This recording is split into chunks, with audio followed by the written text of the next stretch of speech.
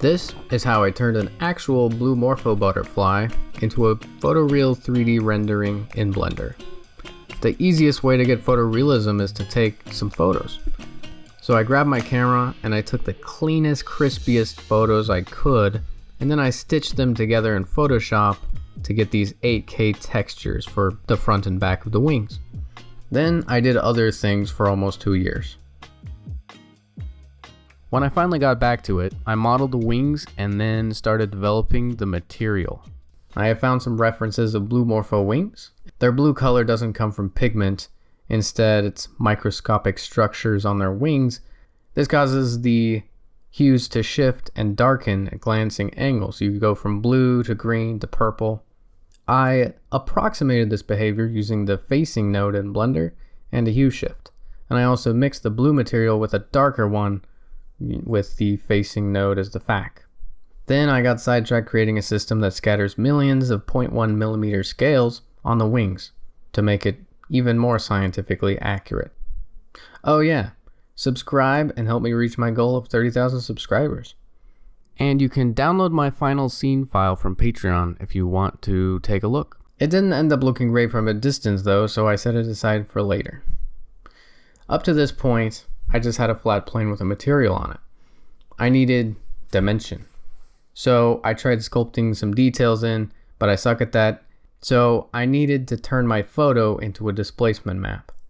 I used flux context to transform my butterfly image into a gray shaded image that could then be cleaned up in Photoshop and then used as a displacement map for those large scale details.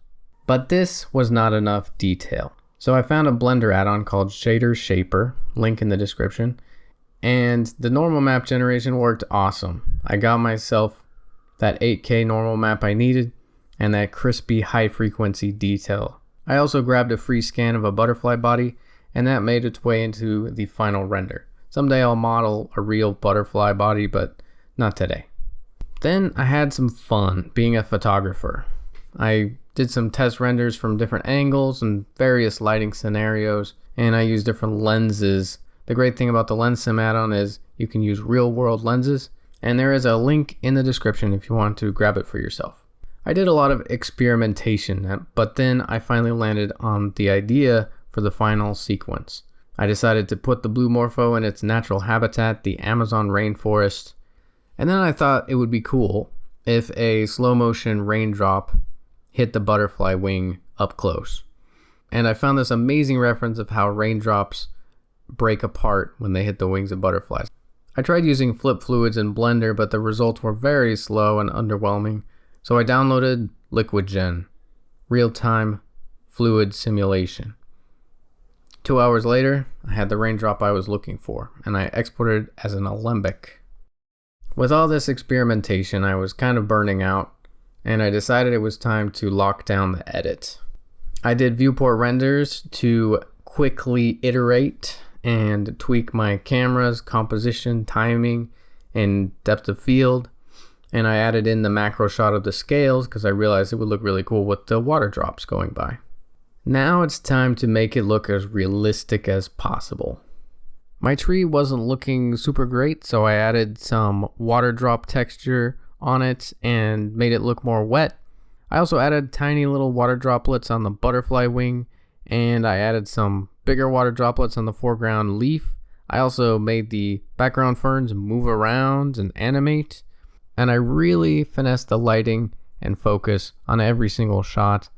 At last, it was time to do my final renders. So I used the render network, which they gave me some free render credits for.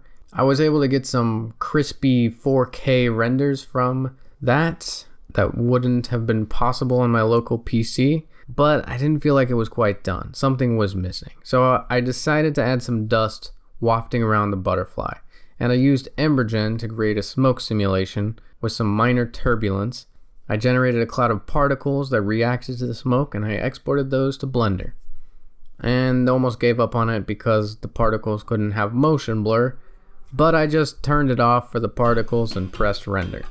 And this is the final result. This project was a real exploration, a little less structure, but it led me to some cool things and I learned a lot of cool things as well. I hope you enjoyed the video, and I'll catch you next time.